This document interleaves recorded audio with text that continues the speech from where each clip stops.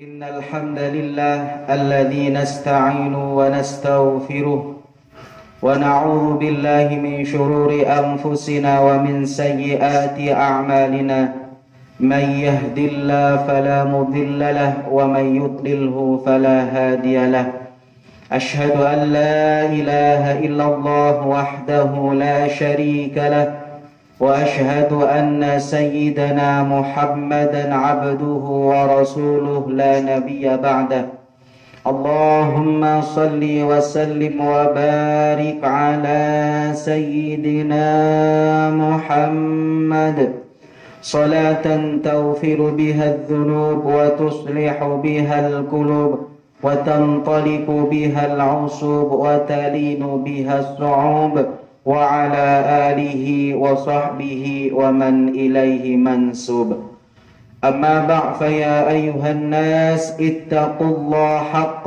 تقاته ولا تموتن إلا وأنتم مسلمون وقال تعالى في كتابه الكريم أعوذ بالله من الشيطان الرجيم بسم الله الرحمن الرحيم ولو أن أهل القرى آمنوا واتقوا لفتحنا عليهم بركات من السماء والأرض ولكن كذبوا فأخذناهم بما كانوا يكسبون صدق الله العظيم. Para jamaah sidang Jum'ah yang saya muliakan, tidak lupa pada kesempatan kali ini saya berwasiat untuk diri saya pribadi dan untuk para jamaah sekalian untuk selalu meningkatkan iman dan takwa kita kepada Allah Subhanahu wa taala, karena iman dan takwa inilah sumber keberkahan dalam hidup kita. Para jamaah yang saya muliakan, kita sebagai umat Nabi besar Muhammad sallallahu alaihi wasallam oleh Allah dianugerahi umur yang relatif pendek. Rasulullah sallallahu alaihi wasallam bersabda, "A'maru ummati ma baina sittin ila sab'in." Umur umatku antara 60 sampai 70 tahun. Sangat jauh dibandingkan umat-umat sebelum Nabi besar Muhammad sallallahu alaihi wasallam. Nabi Nuh usianya 1050 tahun. Maka para jamaah yang saya muliakan, kita sebagai umat yang oleh Allah dikasih usia yang pendek, maka kita harus berpikir bagaimana usia kita yang pendek ini mampu mengalahkan umat-umat sebelum Nabi Muhammad yang usianya panjang-panjang. Kalau kita hanya mengandalkan sholat pribadi, kalau kita hanya mengandalkan puasa sendiri, maka kita akan kalah dengan umat-umat sebelum Nabi Muhammad sallallahu alaihi wasallam. Bagaimana kita yang usianya pendek ini oleh Allah, ketika kita mati tapi kita amal perbuatannya tidak ikut mati. Imam Al-Ghazali mengatakan orang paling baik adalah orang yang baik, tapi ketika dia meninggal, kebaikannya tidak ikut meninggal. Kalau kita baik, tapi kalau kita meninggal, kebaikan kita ikut meninggal, maka kita kalah dengan umat-umat sebelum Nabi Muhammad. Maka kita harus berpikir bagaimana mencari kebaikan yang kalau kita meninggal, kebaikan kita tidak ikut meninggal. Rasulullah SAW dalam hadis riwayat Ibnu Majah nomor 249 mengajarkan kepada kita berbagai amal ibadah yang kalau kita meninggal, amal ibadah kita tidak akan ikut meninggal. Kebaikan-kebaikan yang kalau kita mati, kebaikan kita tidak ikut mati. Rasulullah SAW bersabda, "Inna mimma yalhaqul mu'min min amalihi wa hasanatih ba'da mautih ilman 'allamah."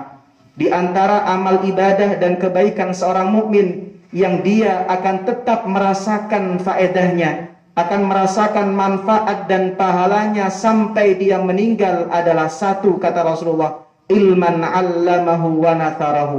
Ilmu yang bermanfaat yang dia ajarkan dan dia sebarkan. Maka para jemaah yang saya muliakan, jangan remehkan ilmu yang Anda miliki. Mungkin Anda tidak bisa mengajar seperti ustadz, tapi minimal kalau Anda bisa membaca abatatha, ajarkan itu minimal kepada anak-anak Anda. Ketika anak Anda belajar abatatha dari Anda, dan kemudian dia bisa membaca Al-Quran, maka setiap anak Anda bisa baca Quran, dia membaca Al-Quran, Anda akan dapat pahala orang yang baca Quran dengan utuh. Bahkan sampai Anda wafat pun, Anda akan dapat mendapat kiriman pahala dari anak-anak Anda yang dulu Anda ajari abatata, dan kemudian dia bisa membaca Al-Quran. Yang kedua, para jamaah, awwaladan solihan tarakah. Yang kedua, kata Rasulullah SAW, anak soleh yang engkau tinggalkan. Maka anak kita adalah aset terbesar kita. Mobil kita belum tentu ketika itu kita akan menjadi milik kita. Tidak nunggu mati, kadang-kadang bisa menjadi milik orang kalau kita jual. Rumah kita juga sama. Satu-satunya aset berharga kita adalah anak-anak kita. Anak kita sekarang adalah anak kita kelak juga anak kita, bahkan sampai akhirat mereka adalah anak-anak kita. Maka Rasulullah SAW mengatakan, wa innar rajula la turfa'u darajatuhu fil jannah faqal min anna hadha. Ada seseorang kelak yang di dalam kuburan, dia oleh Allah Subhanahu wa taala diangkat derajatnya, dimuliakan dan diberikan kenikmatan yang luar biasa. Orang ini kemudian berkata, min anna hadha, ya Allah, dapat dari mana saya kemuliaan ini? Dapat dari mana saya derajat dan kenikmatan yang luar biasa ini? Karena saya dulu merasa ibadah saya pas-pasan. Maka Allah Subhanahu wa taala menjawab, bistighfari waladika lak, karena engkau punya anak yang tiap hari tidak pernah lupa membaca istighfar untukmu. Setiap selesai salat dia membaca Rabbi ufilli wali walidayya warhamhuma kama rabbayani shaghira. Ketika dia punya rezeki lebih, dia tidak lupa denganmu dan dia sedekah atas namamu. Maka orang yang beruntung adalah kelak orang-orang yang dia oleh anaknya dituntun tangannya menuju surganya Allah Subhanahu wa taala.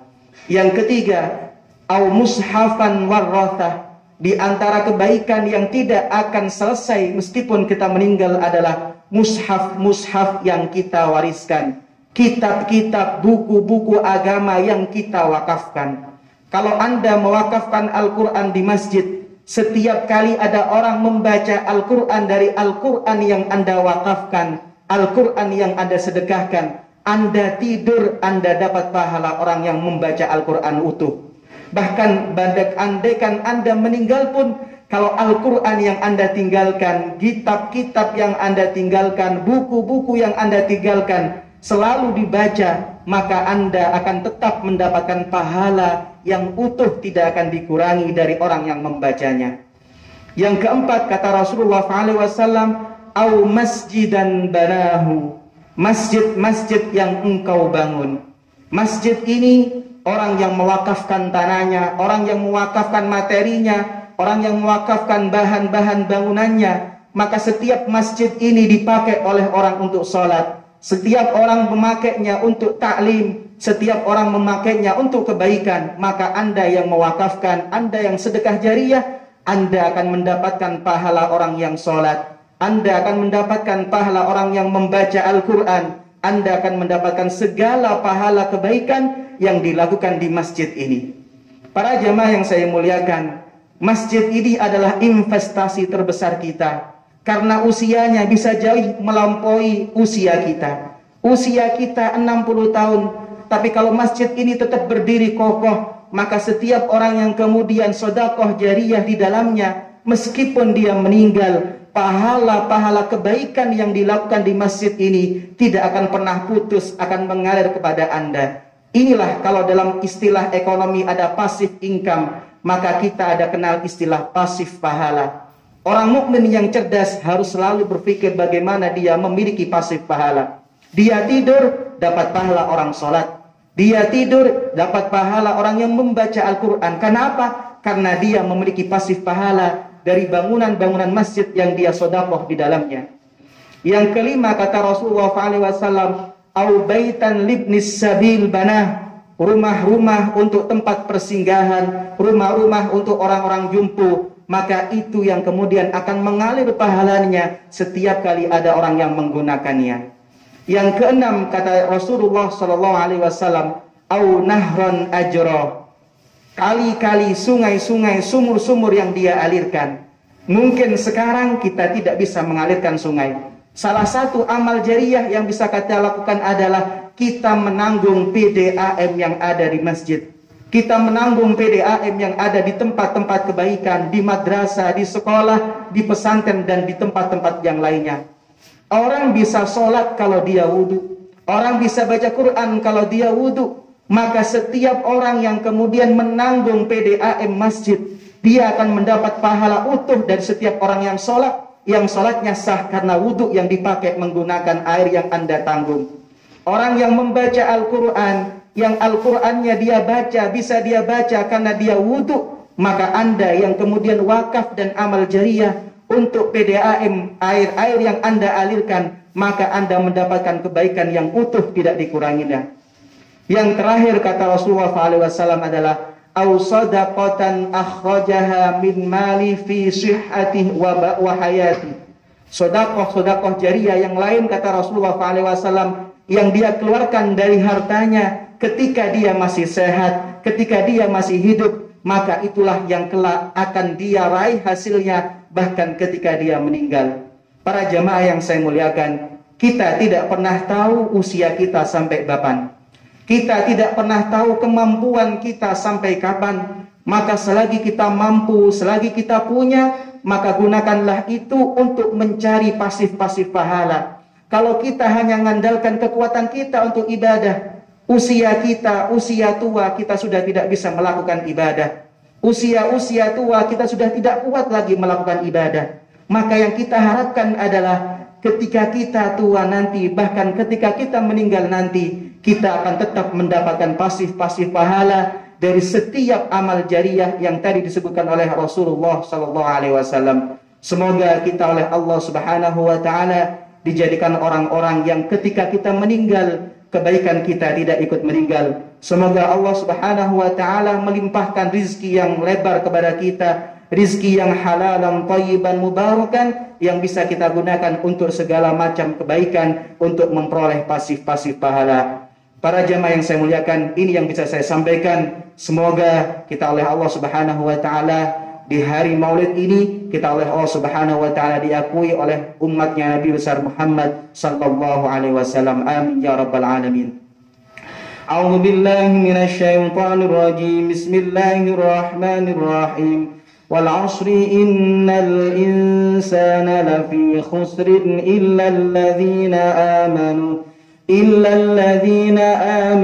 wa 'amilus solihati wa tawasaw bil haqqi wa tawasaw bis sabr. Barakallahu li wa lakum fil Qur'anil 'azim wa nafa'ani wa iyyakum bima fihi minal ayati wadh-dhikril hakim. أقول قولي هذا فاستغفر لي ولكم فيا فوز المستغفرين ويا نجاة التائبين.